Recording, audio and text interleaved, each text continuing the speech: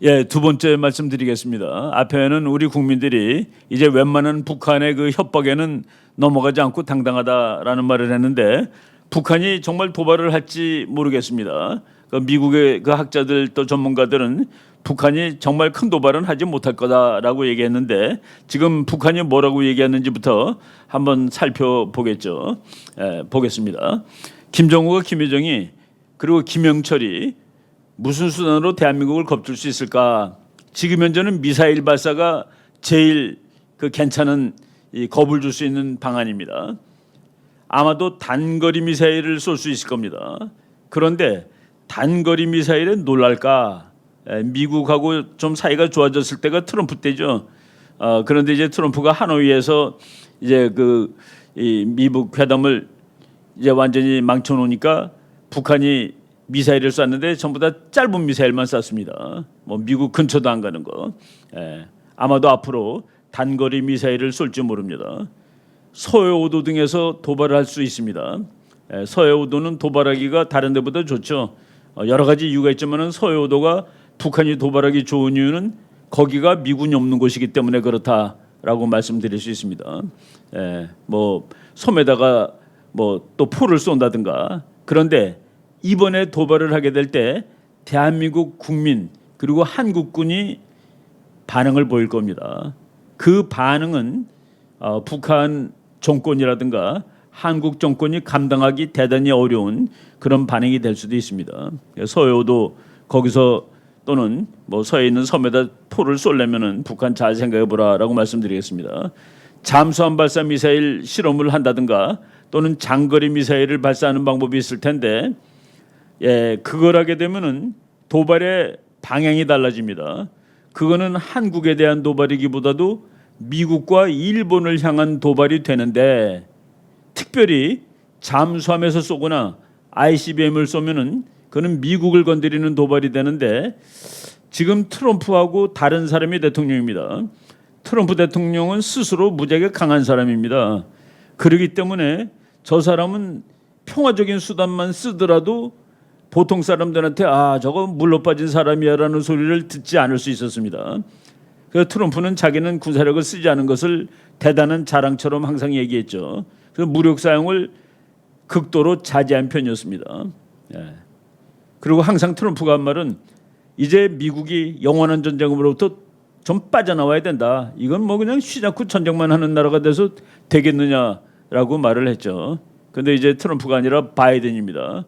그리고 민주당입니다. 여러분 그 공화당이 전쟁 잘하는 당으로 착각하는데 미국의 큰 전쟁은 전부 다 민주당 때 일어났습니다. 오히려 공화당은 그 전쟁을 마무리한 정당이라는 것이 그 역사의 그 사실입니다. 바이든은 그리고 또 글로벌리스트죠. 글로벌리스트들은 세계 문제에 적극적으로 개입하는 사람들입니다. 북한 문제는 아주 중요한 골치 아픈 문제 중에 하나죠. 국제 정치학에서 말이죠.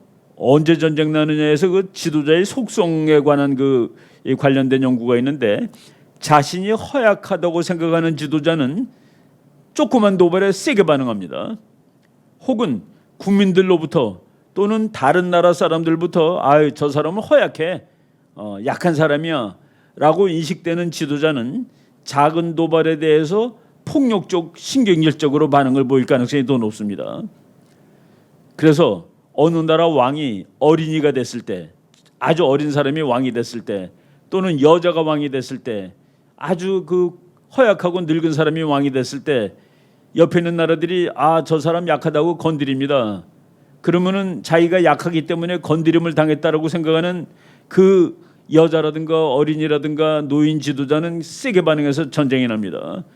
그래서 국제 정치에 전쟁이 쉽게 날 가능성이 있는 그런 지도자가 바로 약한 지도자인데 지금 바이든은 누가 봐도 약한 지도자라고 지금 그 인식되고 있는 사람입니다. 저 사람 잘못 건드리지 않는 것이 좋다라고 제가 경고하고 싶습니다. 김정은이가 북한의 그 전략군에게 특별 명령을 내렸습니다. 8월 11일자로 8월 11일 오후에 언제든지 미사일 발사, 시험 발사가 가능하도록 조치하라 그랬답니다. 북한의 전략군이라는 게 이제 미사일 쏘는 군대죠. 아무 때나 미사일 발사를 진행할 수 있도록 준비하라라는 명령을 하대했다. 그리고 그 전략무기 발사를 통해서 엄청난 안보 위기 분위기를 조성할 수 있도록 하라라고 명령을 내렸답니다. 북한이 항상 우리 겁주는 무기 중에 하나가 저거죠. ICBM인데 뭐 바퀴가 뭐 수십 개가 달린 그 차에다가 싣고 이제 다니는 겁니다. 저거는 누가 보더라도 ICBM 대륙간 탄도미사일입니다. 한 10,000km 이상 날아가는 것이고, 그리고 뭐 저 그림만 보면은 세계에서 제일 큰 ICBM이라고 얘기합니다. 중국 거, 소련 거보다 저게 더 크다고 그래요. 하여간 저것이 진짜인지 가짜인지는 뭐 우리가 살펴봐야 되겠습니다만은, 뭐 우리가 그 군사 전략에서는 상대방이 허세를 하더라도 저것이 진짜일 것이다라고 가정을 하고 대처하는 것이 이제 올바른 일입니다. 북한은 또 가끔 가다가 인공위성이라고 그러면서 쏩니다. 저거는 광명성 4호라는 몇 년 전에 쐈던 미사일인데, 저거하고 지금 옆에 있던 그 지금 바로 우리가 그림으로 본 이거하고는 뭐 그냥 결국은 그게 그겁니다. 거기다가 인공위성을 달고 우주로 쏘면은 정말 평화적인 목적으로 사용하는 로켓가 되고, 저기다가 핵폭탄을 달고서 저렇게 끌고 다니면은 저거는 핵미사일이 되는 거죠. 저것이 핵미사일인지 평화적인 목적의 인공위성인지는 누구도 눈으로 보고 알 수 없다라는 얘기입니다. 저건 쏘는 사람만 아는 거죠. 북한이 말이죠, 하시라도 미국을 초토화시키겠다는 얘기를 여러 번 했습니다. 여러 번 그런 얘기를 했어요. 북한이 미국을 마지막으로 초토화시킬 수 있는 무시무시한 핵 공격을 경고한 것이 2017년 9월 17일인데, 그 이후부터 계속 우리는 뭐 미국의 도시들을 다 불바다로 만들 수 있지, 뭐 이런 얘기들을 쭉 하고 있습니다. 그럼으로써 미국으로 하여금 저것이 지금 여러분들이 보고 있는 저 그림이 미국까지 날아올 수 있는 핵미사일일 수 있다라고 인식하게 만든 겁니다. 저 잠수함에서 쏘는 거는 무조건 미사일이죠. 잠수함에서 인공위성 쏘는 나라는 없으니까. 북한이 지금 물에서 쏘는 데까지는 성공을 했습니다. 실제로 잠수함 속에서는 아직 이 바다에서 잠수함이 나가서 쏜 적은 없는데, 만약 이번에 저것을 하게 되면은 저거는 뭐 미국한테 대한 아주 본격적인 도발이 될 겁니다. 아무튼 북한은 뭐 전략군, 모든 화성 포병 부대, 탄도 로켓 부대 전부 다 이제 항시적 발사대기 상태에 두고 결전 준비 태세를 유지하라라고 김정은이가 명령을 내렸습니다. 만약 북한이 정말로 ICBM이라든가 SLBM을 쏘면은 그때 미국은 어떻게 할까? 미국 가만히 있지 않죠. 미국은 가만히 있지 않는 것이 아니라 그때 어떻게 할 거라고 미리 다 그 계획이 다 있습니다. 그 스탠다드 오퍼레이팅 프로시저라는 거 있죠.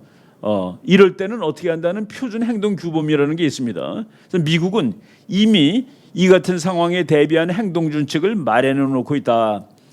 제가 말이죠, 쭉 방송한 걸 보니까 금년 1월 말에 오늘 이거 제가 하는 거 206회인데 178회, 그러니까 거의 한 28주 정도 전에, 거의 한 반년 전에 비슷한 내용을 얘기를 했는데, 오늘 현 상황에 맞춰 가지고 조금 말씀을 다시 드리겠습니다. 미국에서 그 최근에 나온 책인데, 여러분 뭐 더 300이라는 책입니다. 300. 부대원이 딱 300명이에요. 그런데 300 그러면은 전쟁사에서 아주 유명한 숫자입니다. 옛날에 그 그리스하고 페르시아하고 전쟁할 때 그 스파르타군 300명, 정말 그 지금으로 말하면 특수전 부대, 특전사 300명이 끝까지 싸우다가 300명이 전원 다 죽었던 그 텔모필레 전투라는 그 엄청난 전투가 세계 전쟁사에 아주 그 중요한, 그 영화도 많이 나오고 그랬죠. 바로 그 부대를 상징하는 300. 그래갖고 미국에 300이라는 부대가 있습니다. 요 300이라는 부대가 바로 적국이 미사일을 쏘면 그 미사일을 맞히는 부대입니다. 요 책을 지금 여러분들이 보는 다니엘 와스블리라는 그 학자가 썼는데, 저 사람은 세계에서 가장 권위 있는 군사 잡지인 제인스 인터내셔널 디펜스 리뷰의 편집자입니다. 저 사람이 이제 2020년 그 여름에 간행했던 책인데, 이 책에 북한이 만약의 경우 대륙간 탄도미사일을 걸어놓고 미국으로 쏠 것 같을 때 미국이 어떻게 행동하느냐에 대한 그 얘기가 아주 재밌게 잘 나와 있습니다. 무시무시한 얘기죠. 미국의 미사일 요격 부대가 있는데 뭐 그거는 미국 육군 우주 및 미사일 방어 사령부 산하에 있는 미국의 미사일 요격 부대가 있고 브리게이드입니다. 그리고 그 브리게이드가 있고 그 밑에 바탈리온이라고 그 대대죠. 대대. 이거는 직접 미사일 날아오는 것을 가서 쏘는 부대입니다. 그 부대의 숫자가 300명인데 알래스카에 있는 부대예요. 바로 그 부대에 관련된 이야기를 이 책에 썼는데 거기에서 북한이 미사일 쏘면 미국은 어떻게 할 거다라는 얘기가 나옵니다. 그 부대에 가 보면은 300명이 근무하는데 그 구호가 이렇답니다. 300 protecting, 300 million. 3억 명을 지키는 300명. 그 미국 인구가 3억이죠. 미국 인구 3억 명을 지키는 300명. 이 사람들은 마치 그 스파르타의 그 정말 특수 부대가 300명이 완전히 뭐 전부 300명이 몰살했죠. 그런 식으로 지금 미국을 다 지킬 것이다라는 그 결의를 하고 있는 부대입니다. 그런데 미국의 이제 대통령이 새로 되면은 대통령은 그 전 세계 그 상황에 대한 브리핑을 받는데 핵 전쟁에 어떻게 해야 될 것인가를 이제 브리핑을 해줍니다. 그 브리핑을 하는데 아마 바이든이 금년 1월 취임한 이후에 그 브리핑을 받았을 겁니다. 그 브리핑에 관한 얘기가 나오는 겁니다. 근데 이제 브리핑하러 간 장교가 대통령한테 그래요. 어떤 선택도 좋은 것은 없습니다. 그리고 호전적인 역사를 가지고 있고 장거리 미사일과 핵무기를 보유한 북한이 개입된 문제일 경우에는 특히 미국 대통령이 선택을 해야 되는데 어떤 선택도 그때는 좋은 게 없어요 라고 얘기를 한답니다. 그런데 그 얘기를 대통령한테 해주는 장교가 누구냐면은 사성 장군입니다. 별 4인데 그 사람의 현 직함은 합동참모본부의 차장입니다. 그러니까 미국 군인 중에서 두 번째로 높은 사람이에요. 그 서열상으로 두 번째로 높은 사람이 가서 신임 대통령한테 핵전쟁이 날 때 이렇게 하셔야 됩니다. 북한과의 북한 문제가 개입됐을 때 정말로 그때는 그 좋은 옵션은 없고 전부 다 아주 힘든 것밖에 없습니다라고 얘기하는데 북한이 미사일 발사대에 ICBM이 스택될 때 뭐냐면은 아까 미사일이 이렇게 그 차에 싣고 이렇게 옆으로 가는 거 보셨죠 사진? 그런데 그걸 쏘려면 이렇게 들어야 됩니다. 이렇게 그 미사일을 수직으로 하늘 향해서 들어야 되는데 그렇게 될 때 대통령은 그것을 가서 공격하실 수 있습니다라고 얘기를 해줍니다. 프리엠션이라고 그래요. 아직 쏘지 않았는데 미국 대통령이 공격할 수 있다. 그 경우 대통령은 이거를 그냥 두고 볼 거냐 혹은 그 미사일을 파괴하기 위해서 선제 공격을 가할 것인가를 결정해야 됩니다. 국제법적으로 선제 공격을 전쟁 행위라고 말하지만 그러니까 북한이 아직 전쟁을 안 했는데 미국이 먼저 전쟁을 할 수 있다는 얘기예요. 그 같은 행동은 해석을 다르게 할 수도 있고 정당화될 수도 있다. 북한이라는 나라가 항상 우리를 쏘겠다고 얘기를 했기 때문에 북한의 미사일이 누워 있다가 똑바로 섰을 때 우리가 가서 때려도 그 상황은 정당화될 수 있습니다라고 대통령한테 얘기해 준대요. 모르죠. 이렇게 올린 것이 정말 실험 발사하는 것인지 정말로 쏘는 것인지를 어떻게 알겠습니까? 그리고 탄도에 장착된 것이 인공위성인지 또는 핵폭탄인지도 사실 몰라요. 그런데 평양은 이미 뉴욕을 불바다로 만들어버리겠다고 공공연하게 언급한 경우가 여러 번 있었다. 그렇기 때문에 북한의 미사일이 이렇게 수직으로 섰을 때 미국 대통령의 옵션 중에 하나는 가서 먼저 때리는 것도 있다라는 그런 내용이 이 책에 이제 적혀 있는 겁니다. 북한의 경우 미사일을 거치한 것만으로도 미국에 대한 적대적 행동으로 간주할 수 있다. 북한이 그동안에 못된 짓을 오래 하다 보니까 미국 이건 이 사람은 뭐 그렇게 높은 그 정치가도 아닙니다. 그런데 북한이 미사일을 곧바로 세운 것만 하더라도 미국에 대한 적대적 행동으로 간주할 수 있다. 북한의 미사일이 미국을 향해 발사될 때까지는 적대적인 행동으로 간주할 수 없다라고 보는 국제법 학자들 많이 있습니다. 쏠 때까지는. 근데 쏜 다음에는 일이 훨씬 더 복잡하다는 얘기예요. 쏜 다음에는 일이 훨씬 더 복잡해요. 그런데 쏘기 전에도 프리엠프티브 스트라이크 북한이 미사일을 세워놨을 때 미국이 쏘는데 그것도 100% 성공할 수는 없다라고 그 장군이 얘기를 해주는 모양입니다. 미국이 선제 공격을 가하는 경우라도 북한의 미사일이 미국을 공격할 수 있다는 뜻이다. 그 다음에 그때 안 하고 이제 시간이 지났어요. 그때 북한 미사일이 날아올 때 이것이 인공위성인지 미국으로 오는 건지는 아직 모릅니다. 한참 지나야지 알 수 있어요. 그때 요격을 할 수 있습니다, 미국이. 근데 요격은 간단하지만은 또 역시 선제 공격과 마찬가지로 불쾌한 개념이다. 불쾌하다. 받아들이기 어렵다. 쉽지 않죠. 북한의 미사일이 발사된 이후 국방성은 전쟁에 개입한다. 이것이 출발하면 그때부터 미국 국방성이 전쟁에 개입합니다. 대통령은 적국의 미사일이 발사되자마자 보복학 공격을 명령할 수 있다. 북한이 이걸 쐈어요. 이게 미국으로 오는지 안 오는지 모르지만은 미국 대통령은 야 북한을 향해서 미국 미사일을 발사해라는 명령을 할 수 있답니다. 그러나 적국의 미사일이 발사되는 순간 이미 자위권은 북방사령부로 이관된다. 북한의 미사일이 미국으로 오는지 어딘지 몰라요. 발사되는 순간 이제 이걸 자위를 해야 되는데 그거는 미국의 노라드 사령부라고 있습니다. 북아메리카 방공사령부인데 방공사령부로 이관된다.